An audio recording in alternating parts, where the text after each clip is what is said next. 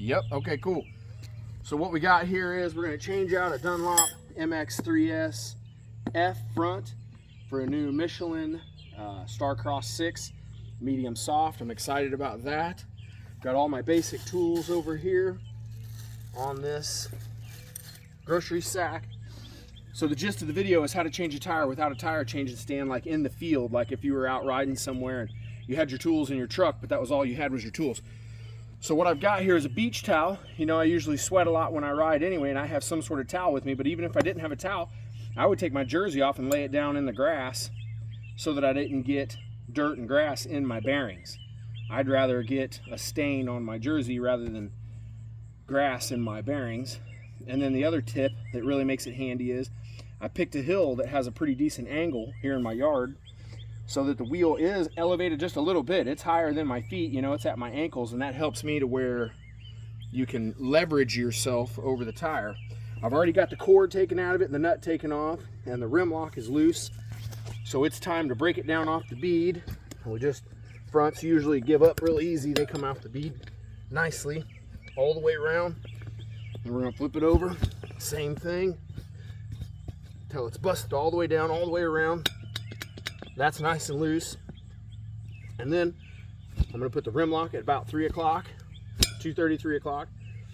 And then what I wanna do is I wanna put my knees on it, and that holds it in the drop center. I may just put one knee on it because that knobby to the knee doesn't feel the greatest. And I'm gonna put one spoon in about 11 o'clock, the other spoon in about 1 o'clock. Tuck it under the brake rotor. Now they'll stay.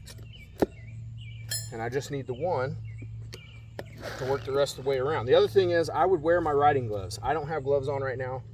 I do this all the time and still cut myself. So anybody that's doing this out in the field, I know we don't want to mess up our riding gloves with grease and dirt or anything like that, but that's better than cutting your fingers. Those brake rotor edges are sharper than you would think they would be.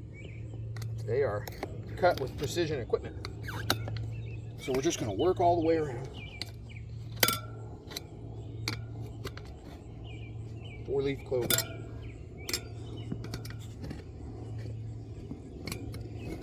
Right.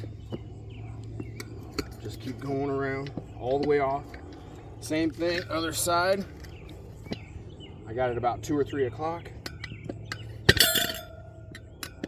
Right there. Right there. Went a little too far. Right there.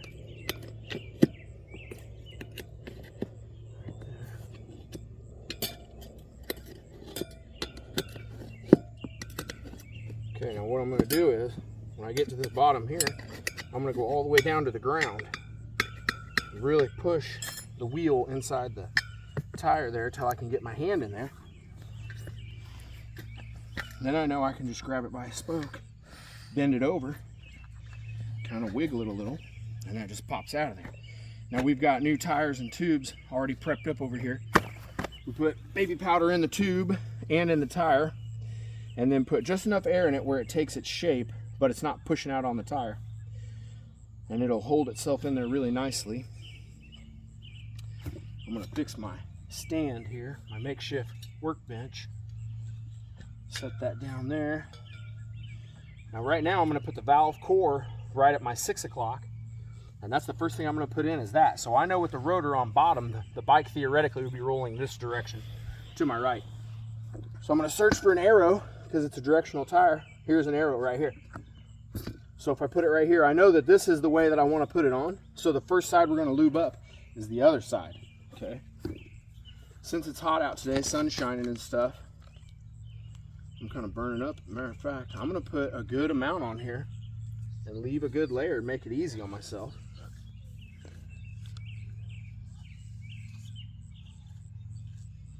Leave a nice layer. And I'm going to just put it on one side at a time. Put the lube on one side at a time, so I'm not worried about the second side drying while I'm putting the first side on. Okay. I get my stem nut here, set down right here, pull it out just a little bit, into right there. Put that nut on about a third to half. And then I'm going to push in on the rim lock, right? I'm going to tuck that tire up under the rim lock right there. Kind of a 45-degree angle up. It's not in and it's not straight up. It's about a 45. And I'm going to hold that right there. Start with my iron. Right there. Okay. Use my knees. Okay.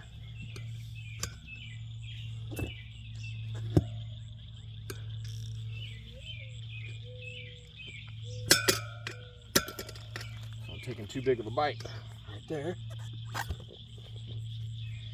Now at that point, I should be able to a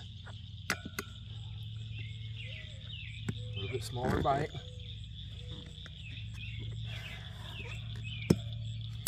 Now this last bite, when I get it ready, pull up. I pulled up, snuck it in there. That way it doesn't scratch his nice black rims. And then boom, nice and easy. Now I'm going to tuck this in all the way around, make sure it's underneath the rim edge.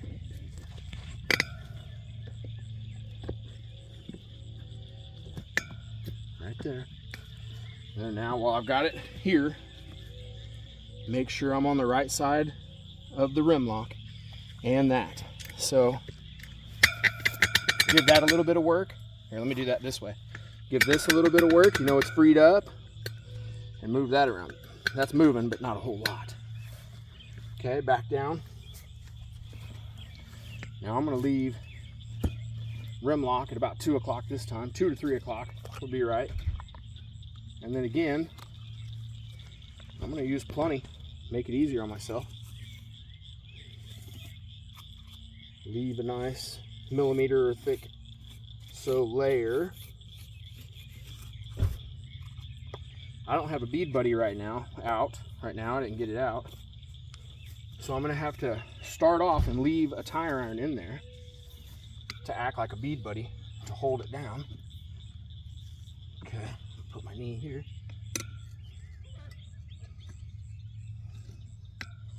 Okay. Now here's the rim lock. I'm going to go right here, 2 spokes over. So as close as I can get to it without putting a spoon right on it. Okay. And then the next bite is two spokes over on the other side. Right there. And when I do that one, I need to pull that up so that it can tuck up underneath it. Now this one's just right before the valve stem.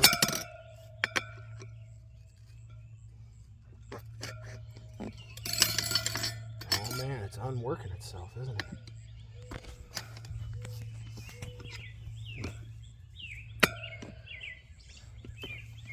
Right there. Leave my elbow there.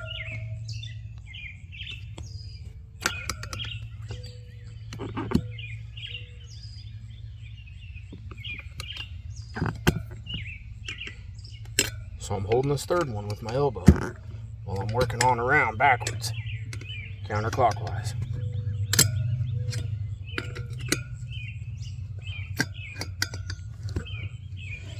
Okay. Now then.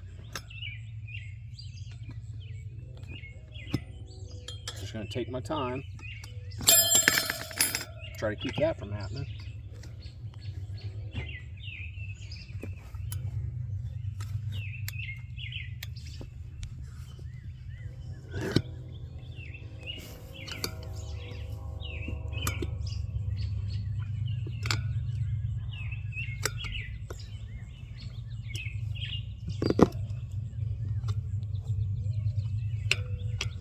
Now, when it gets down to this last 10 inches, it wants to go. Like there's enough of it on. It wants to be there at this point. So now, I can take this one out. Bless you. Thank you.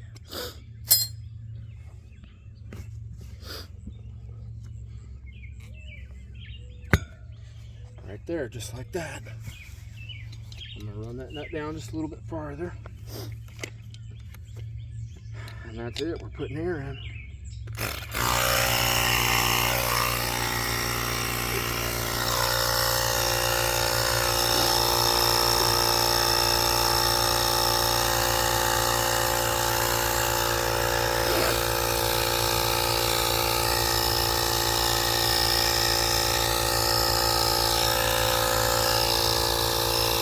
right there. So it popped up with about 20 pounds on this side. We'll double check the other side. Yep, we're there all the way around. So now it's just tighten up the rim lock, set the air pressure, and he's ready to rock and roll for tomorrow. And now is the perfect time to double check that your arrow is going the right way. So again, I know that when I'm looking at it like this and the brake rotor is on the other side, the bike would theoretically be going this way, to my right. So right here, matter of fact, there's an arrow telling me that tire is spinning the correct direction. Always double check that. It's an easy mistake anybody can make.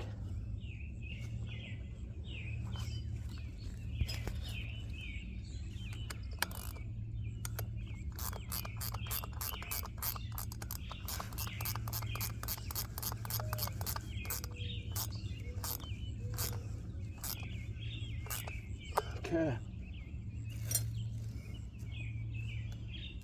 That's it for that.